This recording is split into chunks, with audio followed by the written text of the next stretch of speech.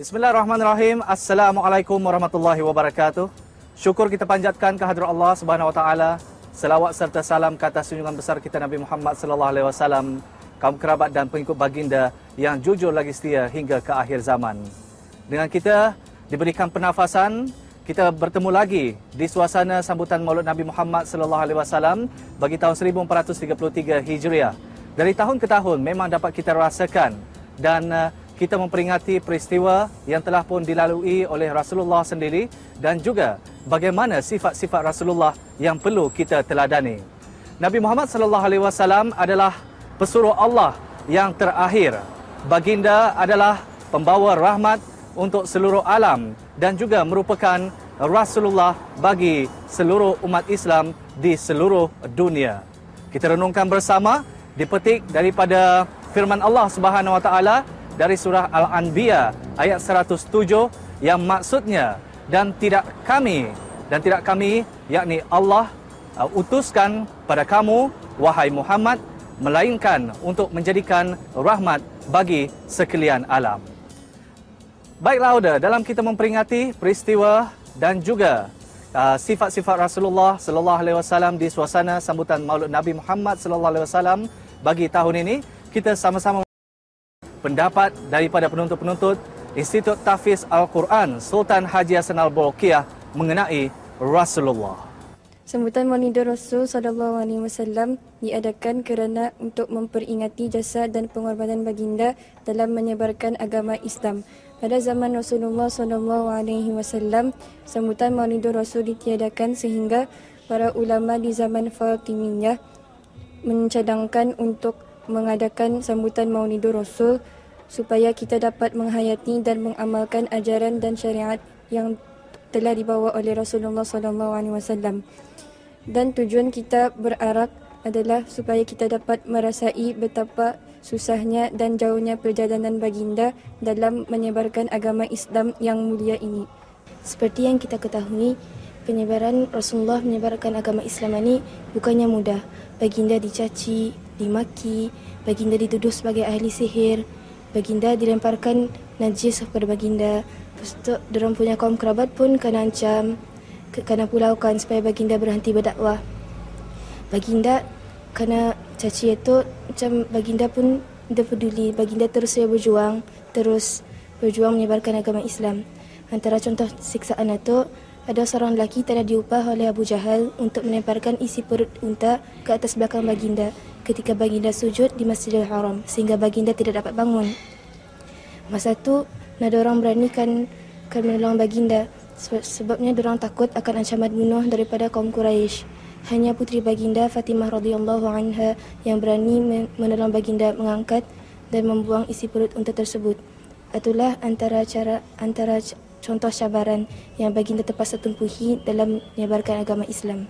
Sungguhnya Nabi Muhammad sallallahu alaihi wasallam merupakan nabi dan rasul, juga hanyalah insan biasa, namun baginda memiliki akhlak yang luar biasa dan paling mulia serta terunggul dari manusia yang lainnya. Firman Allah Subhanahu wa taala dalam surah Al-Qalam, surah Al-Qalam ayat 4, A'udzu billahi minasyaitonir rajim. Wa innaka la'ala khuluqin 'azim. Shadaqallahul 'azim. Yang kira-kira bermaksud dan bahwa sesungguhnya engkau wahai Muhammad memiliki akhlak yang tersangatlah mulia. Dan di antara akhlak Nabi Muhammad sallallahu alaihi wasallam yang ketara yang ada pada diri Nabi Muhammad sallallahu alaihi wasallam ialah sabar dalam menghadapi apa jua cabaran dan rintangan sebagaimana yang baginda hadapi ketika baginda berdakwah kepada kaum musyrikin. Walaupun baginda sering disakiti dan dianiaya oleh mereka yang sentiasa berusaha untuk menghalang dakwah baginda itu, baginda tetap bersabar dan membalas segala perbuatan buruk mereka itu dengan kebaikan dan kemaafan. Di antara ciri-ciri kepribadian yang dimiliki oleh Rasulullah SAW, baginda bersifat murah hati. Bukti kemurahan hati Rasulullah SAW telah diceritakan oleh Jabir bin Abdullah. Katanya, yang mafhumnya Nabi Muhammad SAW tidak pernah dipinta sesuatu pun, kemudian baginda mengatakan tidak. Kemudian baginda SAW juga adalah seorang yang pemalu, seperti mana riwayat Imam Al-Bukhari dari Abi Sa'id Al-Khudri. Katanya, Nabi Muhammad SAW adalah sangat pemalu, melebihi pemalunya itu anak darah pingitan. Rasulullah SAW juga adalah seorang yang sangat tawaduk. Baginda tidak suka membesarkan diri, walaupun baginda itu seorang Nabi yang dikasihi Allah dan seorang pemimpin yang disanjungi, yang patut disanjungi dan dimuliakan. Itulah di antara ciri-ciri kepribadian Rasulullah SAW yang saya dapat kongsikan. Sama-samalah kita berusaha untuk mencontohinya. Seperti yang kita maklum, Rasulullah SAW adalah seorang pemimpin yang sangat berwibawa, yang mana baginda menunjukkan sifat ketabahan dan keberanian baginda ketika di peperangan. Pernah satu ketika Sayyidina Ali radhiyallahu anhu berkata, "Dikala peperangan Badar, kami para sahabat mengkhawatirkan baginda kerana baginda berada dekat pada kedudukan dan pertahanan kaum musyrikin dan kafirin. Tapi apa yang aku melihatnya, Rasulullah SAW menunjukkan sifat yang berani dan tabah dan paling sengit memerangi pada ketika itu. Dan ketika Nabi Muhammad SAW pergi mengajak para sahabat untuk pergi berperang, baginda berkata dengan ucapannya yang tegas dan keras dan menunjukkan semangat untuk mengalahkan musuh-musuhnya. Dan ketika kemenangan berada di pihak, hampir di pihak kaum musyrikin, baginda turun dari keledainya lalu bersabda, "Ana nabiyyu la kadhib, ana ibnu Abdul Muttalib." Akulah nabi dan bukan pendusta, aku adalah anak keturunan Abdul Muttalib. Dari ungkapan tersebut kita dapat tahu bahawa Nabi Muhammad adalah seorang yang amat tabah dan berani dan tidak mudah mengalah, meskipun kemenangan hampir berada di pihak musuh. Allahu a'lam. Alhamdulillah, Audah, itulah suara daripada mereka, khususnya generasi pelapis dari penuntuk-penuntuk, pelajar-pelajar yang merupakan generasi yang akan memimpin seterusnya dan sebagai penerus dalam syiar agama Islam di negara kita Brunei Darussalam ini. Alhamdulillah, kalau kita mengimbau kembali, mengimbas kenangan silam suasana sambutan Maulid Nabi Muhammad sallallahu alaihi wasallam setiap tahunnya sudah setentunya banyak perubahan yang berlaku. Adakah dulu lebih gilang gemilang sambutannya, lebih bersemarak, ataupun zaman sekarang ini? Kita akan segera mengetahui bersama dengan Yang Mulia Tuan Awang Haji Muhammad Daud bin Abdul Rahman. Assalamualaikum Tuan Haji. Waalaikumsalam warahmatullahi wabarakatuh. Alhamdulillah, selamat bersama kita dan kita sama-sama berkesempatan ni Tuan Haji, insya-Allah, insya-Allah, dalam sama-sama menyemarakkan sambutan Hari Junjungan Besar kita Nabi Muhammad sallallahu alaihi wasallam. Jadi Tuan Haji, di sini fokus kita ni ingin mengetahui untuk pengetahuan generasi penerusan ni, macam mana suasana sambutan hari sambutan Maulid itu lagi dulunya? Mengimbau kembali zaman dulu waktu sambutan Maulid Nabi ataupun dikatakan orang mengarah Nabi jauh berbeza dengan sekarang. Pada masa dulu sambutan Maulid Nabi ini biasanya terdiri pada golongan orang tua-tua saja. Kanak-kanak pun masa itu kurang. Orang dewasa pun yang diutamakan orang tua-tua tu. Yang diutamakan ya, orang tua-tua yang diutamakan. Jadi dalam katanya menyambut sebelum bulan Rabiul Awal, diadakan juga sama seperti pada masa inilah. Dikir atau apa dikir? Berdikir seperti berdikir di balai-balai diadakan macam mengaji lah, mengaji. Borong lah yang katanya. Ada juga di rumah tu Pak Cik? Lagi dulu tu? Lagi dulu ada juga tu, cara sendiri-sendirian. Ada juga? Ada. Tapi yang biasanya kebanyakan di balai. Jadi selepas itu Pak Cik, adanya Perhimpunan Agung. Ini berlangsung di Padang Basara tu Karangan ini dipanggil Taman Haji Samudra Saifuddin atau tu Pak Cik ya? Iya. Atau tahun 50-an kalau kita dapat mengimbas kembali. Pada masa dulu, kalau akan mengadakan sambutan Maulid Nabi, kami menggelar di Padang Basar tu. Padang Basar lagi dulu. Jadi sana pun dah. Tapi dulu seperti sekarang ini ramai. Dulu cuma kan yang ikut peserta tu seperti kampung-kampung ataupun pemuda-pemuda. Dari darat apa dari kampung mana saja tu? Sebenarnya kebanyakannya dulu tu dari Kampung Aheng. Kampung Aheng sebab apa dulu penduduknya majoritinya orang tinggal di Kampung Aheng. Sebab tu kalau di Madara tu ramai. Dulu tu mengadakan sebelah patang. Oh, sebelah patang pagi dulu. Sebelah patang tu. Bukan macam Karangan kan sebelah pagi. Sebelah pagi. Sebelah pagi. Biasanya kalau berjalan bermula dari mana tu Pak Cik? Daripada Taman Umar Ali tu sampai ke mana tu ya? Sama juga bermula daripada Padang Basara tu. Padang Basara tu keluarnya dia tu arah berhadapan Karangan bangunan sekretariat. Oh, ke sana lagi tu. Ke sana lagi tu. Lepas itu baru menunjukkan tu ke Jalan Padang katanya. Menuju ke sana. Jalan Padang kemudian tembus ke Jalan Sekolah Samja tu ataupun Maktab Suas. Lepas itu baru berpusing balik ke Jalan Tasik Lama.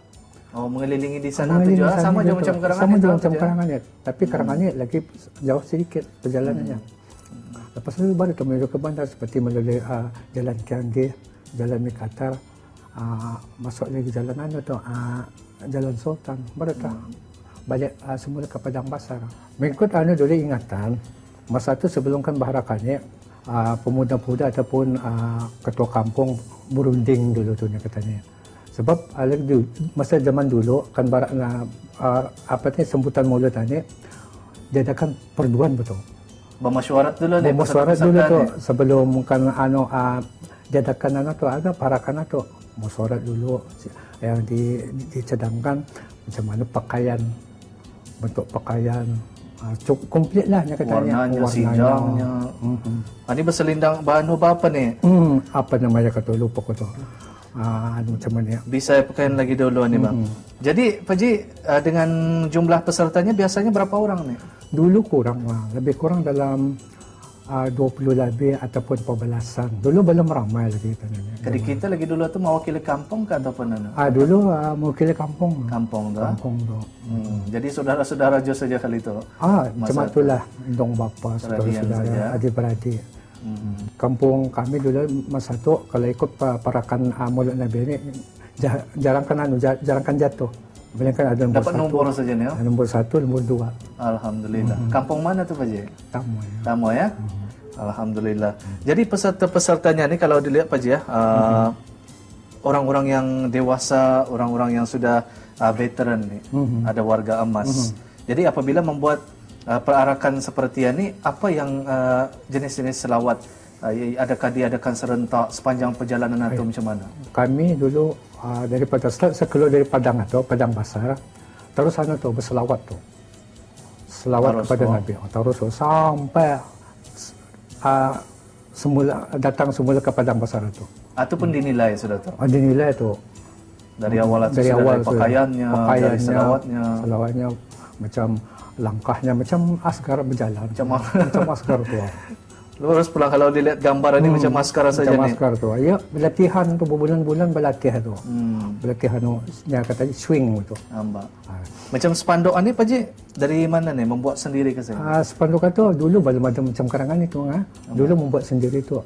Banyak kain putih ataupun sendiri melukis apa? Sendiri melukis tu menggunakan cat. Pakai cat tu. Kalau watakala pun kalau terkena kadang air hujan luntur. Kreatif orang dulu-dulu tu apa je. Tapi kalau diperhatikan di sini penonton ya, gambar yang dilihat di sini hanya berwarna hitam dan putih. Adakah pakaian-pakaian lagi dulu tu berwarna-warni je tu Pak Cik? Biasanya dulu jarang berwarna-warni itu. Jarang ah? Jarang, putih kebanyakannya. Baik anak sekolah putih juga pakaiannya. Jarang ada berwarna itu. Ya. Adakah macam peserta-peserta tu ada je peserta perempuan tu Pak Ji? Kalau mengikut ingatan saya, masa dulu ada juga perempuan. Tapi perempuan barisannya ia di belakang tu, laki-laki di belakang. Bagian laki-laki di depan ya. Baru tah sekarang ini dari dibenarkan bini-bini. Jadi laki-laki saja. Tapi kalau kita ni lihat je Pak Ji, ada tahun 90-an, awal 90-an, ujung tahun 80-an tu, rancak dengan murid-murid sekolah yang ikut serta tu.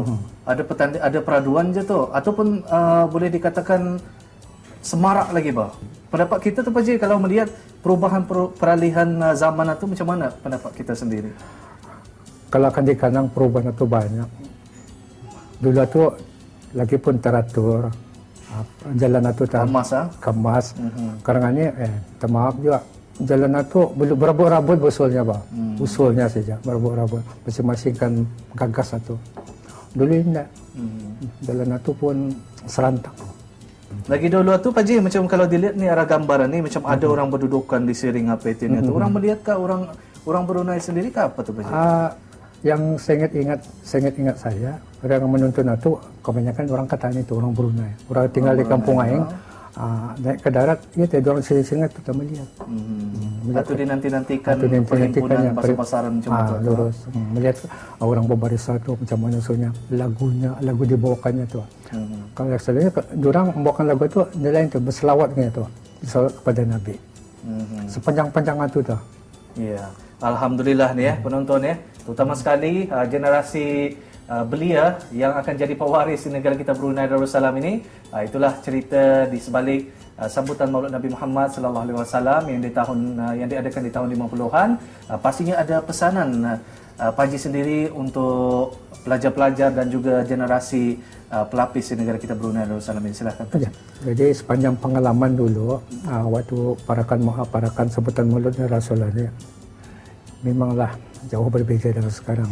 Tetapi apa yang saya sarankan supaya belia-belia pada masa ini, kalau mencari parakan itu, saya bisa lah sedikit jaga disiplin. Jangan berjalan tantu, lusir sana lusir sini. Nasihat saya sambil berjalan itu berselawat ke atas Nabi. Nabi berkata, itu penting. Baik tah, Pak Haji, terima kasih Pak Haji. Assalamualaikum. Waalaikumsalam. Itulah penontonnya bersama kita yang mulia, Tuan Haji Muhammad Daud bin Abdul Rahman yang telah pun mengongsikan cerita sempena sambutan Maulid Nabi Muhammad SAW yang diadakan di Bandar Brunei yang kini dikenali sebagai Bandar Sebegawan dan dulu juga dikenali sebagai Padang Besar. Kita juga akan menyaksikan bagaimana suasana di Taman Haji Semuda Amal Saifuddin zaman sekarang ini.